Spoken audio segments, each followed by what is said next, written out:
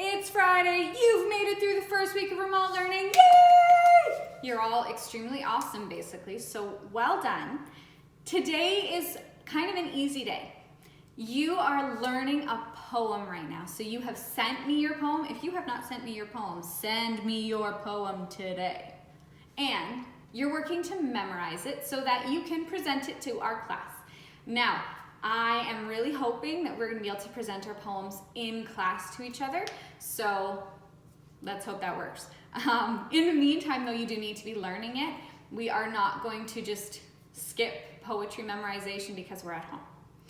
Today is our first official poem practice class, and today what you're going to do is you're going to take your poem on the paper that you have, and you're going to read it out loud 5 times. And I do mean out loud.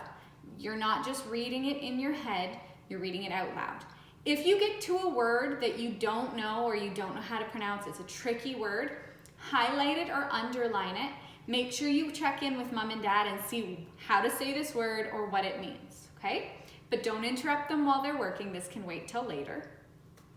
In the meantime, though, you're going to recite it 5 times. If you were in the class, I would tell you things like, oh, the microwave would really like to hear your poem. Or, you know what, I think your backpack really wants to hear your poem today. Well, do I have a secret for you? Did you know that there are plenty of things in your house right now that are just dying to hear your poem? That's right.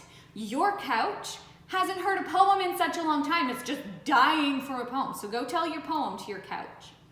Also, I'm pretty sure your fridge has not been told a lot of poetry lately, and it would feel so loved if you read your poem out loud to your fridge. Now, those are just a couple ideas. You know your house, you know the things in your house that really desperately need to hear some poetry. So be creative and think about the places in your house that really need to hear it. Now, the room that your mom and dad are working in quietly is not the room for you to go read your poem out loud in. No, no, no, no. Your older brother or sister who's working really hard on their remote learning, they probably don't need to hear your poem right now. If you have a younger sibling who's not in school yet, by all means, read your poem to them. Now, I hope by the time you get to like the 5th time, you're starting to get a little bit bored. Bored is a little good here because it means that you're starting to get used to your poem. You already know what's coming next. You're not like, woohoo, that's surprising. Oh, I love this part. You're just like, yep, been there, done that. That means you're starting to learn it. So by the time you've done your 5th try, I want you to look back on your poem and see, were there any spots that I'm actually starting to remember? Do you at least understand sort of how the poem goes? First it talks about this, then we talk a little about this, then it goes to this. That's great. You want to have an idea of the flow of your poem.